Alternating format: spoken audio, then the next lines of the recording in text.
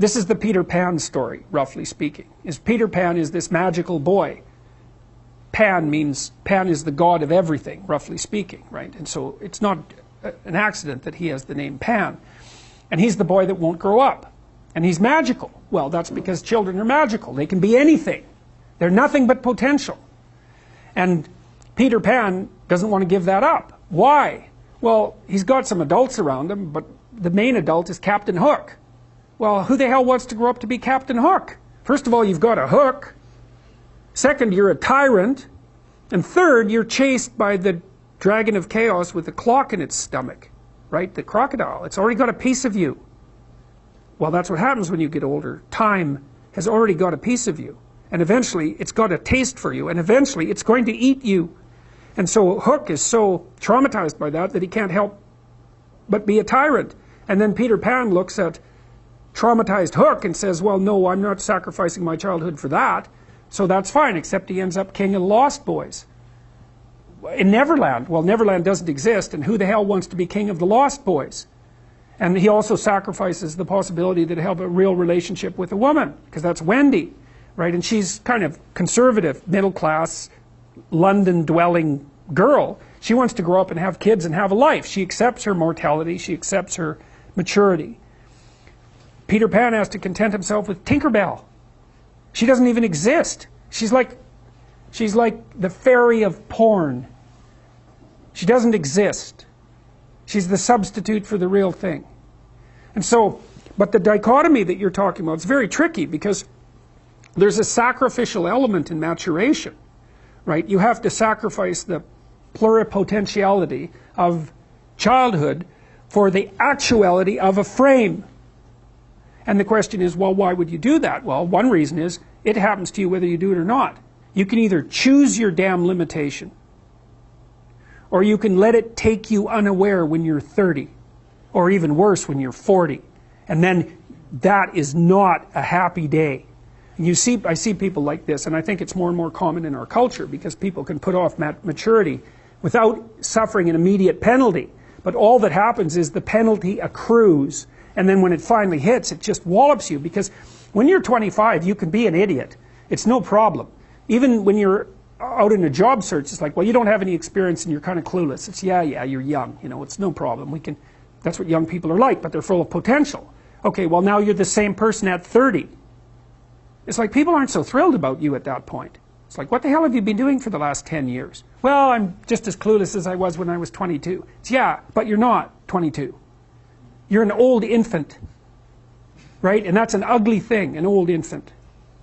So part of the reason you choose your damn sacrifice, because the sacrifice is inevitable, but at least you get to choose it. And then there's something that's even more complex than that in some sense, is that the problem with being a child is that all you are is potential, and it's really low resolution. You could be anything, but you're not anything.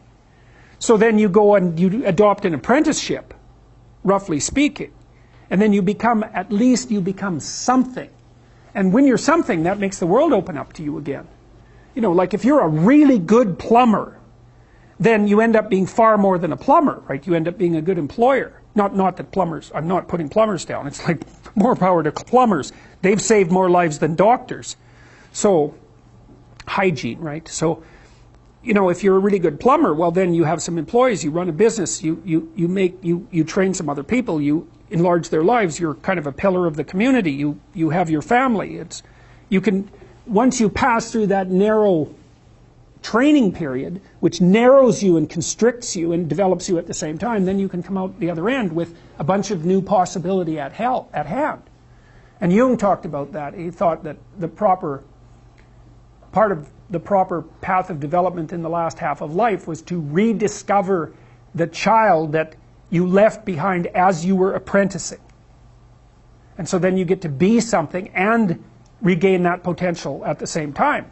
Very, very smart. Well, he was very, very smart. So that's very wise thing to know. So, yep. Sacrifice. We'll talk more about that too. You get to pick your damn sacrifice. That's all. You don't get to not make one. You're sacrificial whether you want to be or not. That's a good thing to know as well. So even though it's rather, it's a rough thing to figure out. But other questions?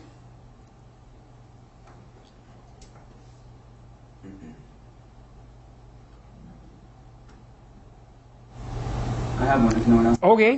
That thing you just said about noticing it more and more in people late into their 20s. Yeah. What do you think about that? Where do you think that comes from in terms of the culture we live in? I think universities facilitate it. Because you can go to university to not be something instead of going to university to be something. And it's Pleasure Island. And the price you pay for it, especially in the US, is debt. And you're enticed into it because the administrators can pick your pocket. So they rob your future self while allowing you to pretend that you have an identity. Right? Very nasty. And you can't declare bankruptcy with your student loans in the US. It's indentured servitude. And it's precisely Pleasure Island. It's exactly that.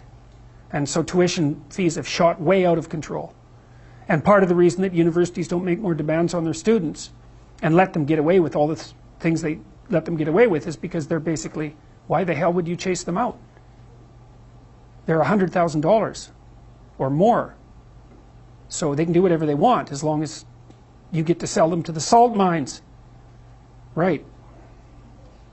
So, and it's not the only reason, because the other thing that's happened is that the rate of technological transformation is so fast now, and the rate of turnover of things is that it is genuinely harder for people who are, say, 18 to 20. When I was a kid, roughly speaking, the kind of rough patch for life was probably 14 to 17, something like that. Now I think it's 18 to 25, something like that. And I think the reason for that is that all the jobs that the bloody hippies complained about being doomed to in the 1960s have now disappeared. Their problem was, oh my God, I'm going to go have to work for a corporation and get a salary for the rest of my life. And then I'll just end up in it with a pension, and that'll be my whole life. It's like, well, it seems like a lot better deal than an endless round of part-time Starbucks jobs. So, some of it is that. It's there's a space now in our culture that is lacking for people to make that transformation from adolescence into adulthood. And so it's the cost of that is forestalled. It's not a good thing. It's not a good thing.